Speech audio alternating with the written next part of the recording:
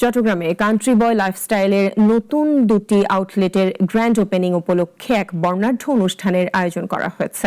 নগরীর Meridian, Kohinoor City এবং Concord Muin Square Shopping Mall প্রাঙ্গণে আয়োজিত অনুষ্ঠানে প্রধান অতিথি ছিলেন কান্ট্রি বয় লাইফস্টাইলের প্রতিষ্ঠাতা চেয়ারম্যান মোহাম্মদ শহীদুল ইসলাম খান টিটু। কর্তৃপক্ষ জানায়, নতুন এই আউটলেটগুলোতে আধুনিক ফ্যাশন, উন্নত মানের গ্রাহক সেবা এবং গ্রাহকদের জন্য আকর্ষণীয় উদ্বোধনী অফার থাকবে।